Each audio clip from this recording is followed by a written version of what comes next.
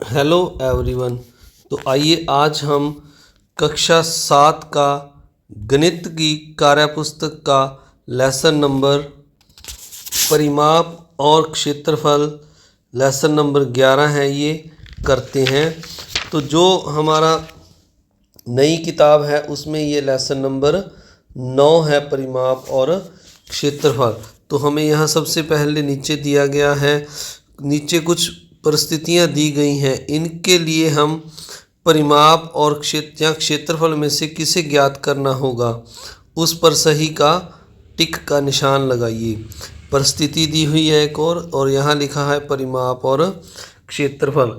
तो हमने यहाँ पर जो है, जैसे पहले नंबर पे जो परिस्थिति दी हुई है हमें उसके मुताबिक, जैसे यहाँ लिखा है एक चौकोर पार्क के चारों ओर एक चक्कर लगाने की दूरी को हम क्या कहते हैं, हमने ये बताना है। तो आपने परिमाप पर टिक लगा देना है इसके सामने। और दूसरा है दीवार को रंगने के लिए। तो दीवार जो हमारी ऐसे होती है उसको हमने अंदर वाला भाग रंगना है, तो इसको हम क्षेत्रफल कहते हैं। जैसे पहले में चारों ओर जो किसी पार्क के ऐसे चक्कर, चारों ओर चक्कर लगाने को हम परिमाप कहते हैं। अगला है जो हमारा नेक्स्ट तीसरा, इसमें लिखा है खेत के चारों ओर तार बांधने के लिए। तो जैसे हमारा ये खेत है, इसके चारों ओर हमने एक तार लगानी है, तो इसके जो तार लगानी है चारों ओर उसको हम परिमाप कहेंगे। तो आपने परिमाप पर टिक लगा देनी है। इसके बाद अगला है जो हमारा कमरे में टाइल्स लगाने के लिए। तो टाइल्स भी कमरे के जो फर्श है इसके ऊपर लगेंगे अंदर वाले भाग पर, तो ये हमारा क्षेत्रफल होगा। अगला है कक्षा में दरी बिछाने के लिए। तो कक्षा में दरी भी हम फर्श के ऊपर बिछाएंगे, तो ये भी क्षेत्रफल होगा। खाली प्लाट की दीवार बनाने के लिए, तो जो खाली प्लाट है उसकी जो दीवार है वो जो है बाहर बाउंड्री होती है, तो इसको हम जो परिमाप कहेंगे। इसके बाद अगला है, आइए देखते हैं। इसमें हमें यहाँ पर दिखाया गया है, नीचे दिए गए चित्रों के जोड़ों को देखें, उनमें जो चित्र अधिक स्थान घेरता है उसे पहचान कर टिक का निशान लगाइए। तो ये हमें जो दो आकृतियाँ दी हैं इनमें से ये वाली का क्षेत्रफल अधिक है, अधिक स्थान घेरती है। इसी तरह दूसरी में ये वाली आकृति पर टिक लगानी है, ये बड़ी है, स्थान अधिक घेरती है। फिर ये वाला स्टार अधिक स्थान घेरता है, और ये वाला जो अंडाकार सर्कल है ये अधिक स्थान घेरता है। तो इस तरह आपने इनमें से जो अधिक स्थान घेरता है उस पर टिक लगा देना है। आइए अब नेक्स्ट देखते हैं। इसके बाद जो 3 नंबर है हमारा क्वेश्चन, नीचे दिए गए प्रत्येक चित्र में बिंदु ए से चलना प्रारंभ करके केवल बाहरी किनारों पर चलते हुए बिंदु ए पर आने के लिए कितनी दूरी तय करनी होगी, लिखो। तो यहाँ पर जैसे हमें पहले सवाल में ये दिया हुआ है चित्र, जो इसमें यहाँ पर ये जो हमारा है आयत है, यहाँ ए से चलना शुरू करना है, ए से चलकर हमने वापस ए पर आना है। तो कुल जो दूरी तय करेंगे हम 4 ए बी की, 3 बी सी की, सी डी की 4 और ए बी की, ए डी की 3, इन चारों साइडों को हम जोड़ देंगे तो यह ए बी सी डी की कुल दूरी परिमाप यानी इसका 414 सेंटीमीटर आ जाएगा। इसी तरह इस ट्रायंगल की अगर तीनों भुजाओं को हम जोड़ दें तो यह इसका परिमाप आ जाएगा, तय की गई दूरी आ जाएगी, तो ये 15 आ जाएगा। इसके बाद आगे है जो अगला चित्र हमें दिया हुआ है, उसमें ये एक पंचभुज बना हुआ है जिसकी सारी भुजाएं 3-3 सेंटीमीटर दी हुई हैं। तो इसका जो परिमाप निकालेंगे, ए से शुरू करके हम ए पर वापस आएंगे, तो यह 5 साइडें हैं, तो इसको 3 के साथ गुना कर देंगे तो यह 15 centimetre A B C D E का पंचभुज का परिमाप आ जाएगा। इस तरह अगली जो आकृति है इसमें अगर हम ए से शुरू करें, ए से शुरू करके इस तरह सारी साइडों को अगर हम जोड़ दें यहाँ ए तक, तो इनकी जो जोड़ है कुल 28.5 आता है। अगर आप देखें तो जो दशमलव वाली साइड है उसको छोड़कर जो यहाँ ए से शुरू करके 3-4 ऐसी जो सारी साइडें हैं इनको हम जोड़ेंगे तो इनका योग है जो वो 26 बनता है, और 2.5 को इसमें जोड़ दिया है तो ये सारा 26 और 2.5 को जोड़कर 28.5 इसका जोड़ बनता है। ये जहाँ पर आपको दो साइडें HG और ये वाली जो है ऊपर HG और BC नहीं दी हुई है, ये दोनों आपने 2-2 लगा लेनी है। ये 2-2 सेंटीमीटर काउंट करके आपने परिमाप इनका सारे इस आकृति का ABCDEFGHI का निकाल लेना है। तो आइए अब आगे चलते हैं, अगला सम करते हैं। इसमें हमें यहाँ पर दिया हुआ है अगले सम में, नीचे ग्रिड पर पेपर पर कुछ आकृतियाँ बनी हैं, वर्गों को गिनकर इनका क्षेत्रफल ज्ञात करो। आसानी के लिए दो आधे वर्गों को मिलाकर एक वर्ग के बराबर गिन सकते हैं। तो यहाँ पर पहली जो आकृति है इसमें अगर हम वर्गों को गिने तो पहले 3, फिर 3 6, 3 9, 3 12, तो इस आकृति का क्षेत्रफल 12 है। इस तरह अगली आकृति में गिने 3 2 5 2 7 2 9 और 4, सॉरी ऊपर भी 4 हैं, 4 नीचे और 4 ऊपर, 8 8 2 10, तो 12 2 14 वर्ग बन जाएंगे। इस तरह अगर ट्रायंगल में हम पूरे वर्गों को देखें तो 3 2 5 और 1 6 हमारे पूरे वर्ग हैं। और अब आधों को गिने तो 1 2 3 4 आधे हैं, 4 आधे हैं तो 4 का हम आधा कर देंगे तो ये 2 आधे वर्ग जो है पूरे हो जाएंगे, यानी 2 का 1 फिर 2 का 1 2 वर्ग, तो ये 8 वर्ग आ जाएंगे। इस तरह अगली आकृति में देखें तो हम 1 2 3 4 5 6 ऊपर हैं और 6 ही नीचे हैं, यानी 12 वर्ग जो हैं वो पूरे हैं और साथ में 2 ये वाले पूरे हैं, 14 वर्ग पूरे हैं। और इन आधों दोनों को जोड़ दें तो ये एक हो गया 15 और इन दोनों को जोड़ दें तो एक ये हो गया 16 वर्ग इसका परिमाप हो जाएगा इस आकृति का। तो आइए अब अगला 5वां क्वेश्चन देखते हैं। हमें लिखा हुआ है यहाँ पर, निहाल के पास 2 सेंटीमीटर भुजा वाले बहुत से काले व सफ़ेद वर्ग हैं। इन वर्गों के को लकड़ी के बोर्ड पर चिपकाकर एक शतरंज बोर्ड बनाना चाहता है। शतरंज बोर्ड बनाने के लिए कितने काले व कितने सफ़ेद वर्गों की ज़रूरत होगी। तो आप देखिए यहाँ पर उसने एक जो है सफ़ेद और काले वर्गों को जोड़कर एक शतरंज बनाया हुआ है। अगर आप इसमें काले वर्ग गिनेंगे तो ये काले वर्ग 32 हैं और इसी तरह अगर सफ़ेद वर्ग गिनेंगे तो ये सफ़ेद भी 32 हैं, यानी उसने सफ़ेद और काले कुल मिलाकर 64 वर्ग बनाए हैं। और एक लाइन में अगर आप इस तरह से गिनेंगे या इस तरह से गिनेंगे तो ये 8 वर्ग हैं, 4 काले हैं एक लाइन में और 4 सफ़ेद हैं। तो अब अगला क्वेश्चन है जो हमारा, उसमें यहाँ लिखा हुआ है, इस वर्ग से शतरंज इन वर्गों से शतरंज बोर्ड बनाने के लिए कितने बड़े लकड़ी के बोर्ड की ज़रूरत होगी। तो अगर हम इस बोर्ड को देखें तो 2 सेंटीमीटर का उसने एक बॉक्स बनाया है, तो कुल एक लाइन में अगर हम देखें तो 8 बॉक्स हैं।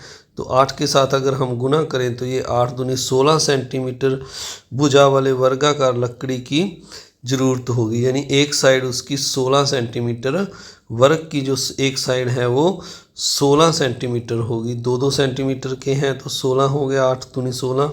तो अब अगला है, यदि निहाल इस शतरंज बोर्ड के चारों ओर 3 सेंटीमीटर चौड़ा फ्रेम भी लगा दे तो यह शतरंज बोर्ड कितनी जगह घेरेगा। अब इसके दोनों ओर 3-3 सेंटीमीटर का उसने बोर्ड लगा दिया। पहले ये साइड 16 थी और 3 इस साइड से बढ़ गई और 3 इस साइड से बढ़ गई, तो ये सारी 22 सेंटीमीटर हो गई बोर्ड की भुजा। तो जितनी जगह बोर्ड घेरेगा यानी उसका हम क्षेत्रफल निकालेंगे, भुजा गुना भुजा 22 गुना 22 करेंगे तो ये 484 वर्ग सेंटीमीटर बन जाएगा। एक बार फिर से आप देखिए, जब इसकी वो लकड़ी का फ्रेम लगा देगा तो इसकी ये जो भुजाएं हैं वो चारों भुजाएं 22-22 सेंटीमीटर हो जाएंगी, 22-22 हो जाएंगी। तो क्षेत्रफल हम जो निकालेंगे वो 22 गुना 22 यानी भुजा गुना भुजा करेंगे और यह 484 वर्ग सेंटीमीटर आ जाएगा। अब जो अगला सम है यहाँ हमें लिखा हुआ है, दिए गए चित्र में 6 नंबर सम है, दिए गए चित्र में कितने वर्ग हैं। तो अगर हम वर्ग गिने तो पहली लाइन में यहाँ पर 1 और 1 2 वर्ग हैं और इसको अगर यहाँ से लाइन को जोड़ दे तो इसमें पहली लाइन में 4 वर्ग हैं, इसी तरह दूसरी लाइन को भी ऐसे जोड़ें तो इसमें भी 4 हैं, इसमें भी 4 हैं और इसको ऐसे जोड़ें तो ये भी 4, यानी कुल 4 4 के 16 वर्ग हैं। ये 4 हर्ते प्रत्येक लाइन में हैं। तो अगर इसका एक वर्ग का क्षेत्रफल 1 सेंटीमीटर है तो इस पूरी आकृति का क्षेत्रफल कितना होगा? तो क्षेत्रफल 16 वर्गों को हम 1 के साथ गुना कर देंगे तो 16 वर्ग सेंटीमीटर इन 16 वर्गों का क्षेत्रफल आ जाएगा।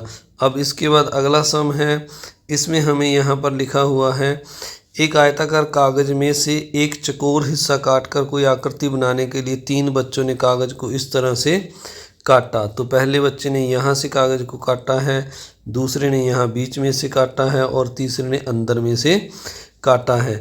तो आइए अब जो इसका क्वेश्चन हमें पूछा गया है, इसमें हमें यह पूछा गया है बताओ तीनों में से किस आकृति का परिमाप बड़ा है। तो अगर हम देखें तो इस आकृति का परिमाप नहीं बढ़ेगा, क्योंकि अगर इस आकृति को हम देखें तो इसकी एक लाइन ऐसे और एक लाइन, ये लाइनें दोनों इस तरह हो गई हैं। और अगर अगली आकृति में देखें तो इसके यहाँ एक लाइन इतनी लाइन जोड़ने से इसका क्षेत्रफल परिमाप जो है इस तरह से बन जाता, पर अब ये 2 लाइनें और बढ़ गई हैं तो इसका परिमाप बढ़ गया है। इस आकृति के परिमाप में कोई परिवर्तन नहीं आएगा, तो आकृति 2 का परिमाप बढ़ गया है। आकृतियों का क्षेत्रफल बढ़ा या घटा? तो तीनों आकृतियों का क्षेत्रफल घटेगा, क्योंकि इसमें जो पहली आकृति है उसमें से यहाँ इतना जगह खाली हो गई, इसमें इतनी हो गई और इसमें अंदर से इतनी हो गई, तो तीनों का क्षेत्रफल घटेगा। किस आकृति में परिमाप वही रहा? तो आकृति 1 और आकृति 3 का जो परिमाप है ये सेम रहेगा, इस 2 आकृति का परिमाप बढ़ जाएगा। अब अगला जो क्वेश्चन है हम इसको देख लेते हैं। नीचे जैसे वर्ग बनाकर कहा गया है, जैसे वर्ग मिला 8 वर्ग मिलाकर आकृतियाँ बनाई गई हैं, पहली आकृति, दूसरी, तीसरी और चौथी। तो अगर इनके हम वर्गों को गिने तो प्रत्येक में ये 8 वर्ग हैं। आइए अब क्वेश्चन पूछा गया है अधिकतम क्षेत्र वाली आकृति। तो प्यारे बच्चों 8 वर्ग सभी में जोड़े हैं तो इनका क्षेत्रफल सभी का सेम रहेगा। आकृति जिसका परिमाप सबसे कम है, तो परिमाप के लिए अगर हम देखें तो इस आकृति में अगर यहाँ से मैं ऐसे चलूँ तो इस तरह से चलते हुए ये जो है 24 वर्ग 24 इसका परिमाप आ जाएगा। और यहाँ से मैं चलूँ 2 3 4 5 6 7 8 9 10 11 12 13 14, तो यह 14 इसका परिमाप आ जाएगा। इसी तरह इसकी ये लंबाई 4 हो गई है और 2 इसकी चौड़ाई हो गई है 6 और 4 10 और 2 12। तो इस आकृति का जो परिमाप है, इसका जो परिमाप मैंने निकाला ये 20 आएगा, क्योंकि यहाँ से अगर मैं कहीं से भी चलना शुरू करूँ, जैसे यहाँ नीचे से चलना शुरू किया तो 1 2 3 4 5 6 7 8 9 10 11 ऐसे करते करते मैं जो है यहाँ लास्ट वाले वर्ग पर जब पहुँचूँगा तो ये 20 हो जाता है। तो ये सी आकृति का परिमाप सबसे कम है, इसका 12 आएगा। आकृति जिसका परिमाप सबसे अधिक हो, तो जो ए आकृति है इसका परिमाप हमारे पास 24 आया है, तो इसका परिमाप सबसे अधिक है। तो आइए मैं आपको जो मैंने अभी क्वेश्चन बोले हैं दोबारा से दिखा देता हूँ। अधिकतम क्षेत्र वाली आकृति सभी का समान है। आकृति जिसका परिमाप सबसे कम है, तो मैंने अभी बताया सी का परिमाप कम है। आकृति जिसका परिमाप सबसे अधिक है, तो सबसे अधिक आकृति वाली आकृति कौन सी है? ए है, जिसका परिमाप 24 है। तो अगला जो क्वेश्चन है इसमें लिखा हुआ है क्या परिमाप के बढ़ जाने पर क्षेत्रफल बढ़ेगा? तो परिमाप बढ़ जाने से क्षेत्रफल बढ़ेगा, यह जरूरी नहीं है। तो अगला जो क्वेश्चन है इसमें हमें लिखा हुआ है, यहाँ लिखा हुआ है ऊपर नीचे दिए गए ग्रिड पर 16 सेंटीमीटर परिमाप की तुम जितनी चाहो उतनी आकृतियाँ बनाओ। उदाहरण के तौर पर एक आयत बनाया गया है। तो यहाँ पर हमने अलग अलग आकृतियाँ, जैसे ये पहली आकृति बनाई हुई है ए, और एक मैंने ये आकृति बनाई है, इसमें ये वाली भुजा इसकी 6 बॉक्स कवर किए हैं और इस तरह 2 और इस तरह भी 2, तो 6 6 12 हो गए और 2 2 4 12 और 4 16 हो गए इस आकृति में। इसके बाद जो अगली आकृति है इसकी में मैंने ये लंबाई 7 ली है और चौड़ाई 1, तो इसका परिमाप भी 16 बन जाएगा। एक ये वाली आकृति ली है, इसका परिमाप भी 16 बनेगा। एक 4-4 का बॉक्स लेकर बनाया है, इसका परिमाप भी 16 बनेगा। तो इस तरह से मैंने इस आकृति को A, इसको B, इसको C और इसको D और इसको E नाम दिया है। आइए अब आगे हमें पूछा क्या गया है इसमें, यहाँ पर ये पूछा गया है, अब प्रत्येक आकृति का क्षेत्रफल पता करो और उसे दी सारणी में उदाहरण में बने हुए आयत का क्षेत्रफल 15 वर्ग सेंटीमीटर है। तो जैसे हमें यहाँ पहला जो आयत दिया हुआ है उसका जो क्षेत्रफल अगर हम देखें तो लंबाई गुना चौड़ाई यानी 3 गुना 5 करें तो यह 15 आता है, जो कि हमें यहाँ नीचे लिखा हुआ है। इसका 5 गुना 3 15 वर्ग सेंटीमीटर और परिमाप 16 है। तो परिमाप सभी का सेम आएगा, 16-16 लिख लेंगे। दूसरी जो बी आकृति है उसकी जो लंबाई हमने यहाँ देखी, इस बी आकृति में लंबाई भी 4 है और चौड़ाई भी 4 है। तो क्षेत्रफल भुजा गुना भुजा 4 गुना 4 16 लिख दिया है मैंने यहाँ पर। इस तरह जो अगली आकृति है बी के बाद जो मैंने सी आकृति ली है ये ऊपर, तो इसकी लंबाई 6 है और चौड़ाई 2 है। तो इसका क्षेत्रफल 6 दूनी 12 आ जाएगा सी का। और इसी तरह जो डी आकृति आपको ये दिखाई दे रही है, तो डी में जो लंबाई 7 है और चौड़ाई 1 है, तो 7 एकम 7 इसका क्षेत्रफल आ जाएगा। इनका परिमाप सेम रहेगा। जिस आकृति का क्षेत्रफल सबसे कम है इसकी दोनों भुजाओं का माप क्या है? तो आकृति जो जिसका परिमाप सबसे कम है वो आकृति डी है और डी की लंबाई हमने 7 लिखी हुई है और चौड़ाई 1 लिखी हुई है।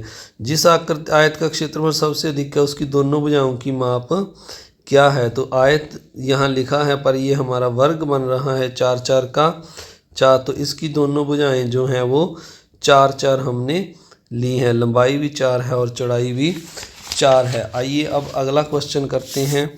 इसमें यहाँ पर हमें लिखा है माचिस की डिब्बियाँ लो, उसके अंदर वाले हिस्से की निचली सतह को काटकर अलग करो, इस आकृति प्राप्त आकृति को नीचे बनाओ। तो माचिस की डिब्बी के नीचे वाले हिस्से को काटकर हमें इस तरह का एक आयत ABCD मिलेगा। अब इसे थोड़ा टेढ़ा करके बनाओ, तो हमने BC और CD को AD को थोड़ा टेढ़ा कर देना है, तो इस तरह की हमें आकृति प्राप्त होगी। ये एक समांतर चतुर्भुज है, पैरेललोग्राम है, समांतर चतुर्भुज कहते हैं जिसे।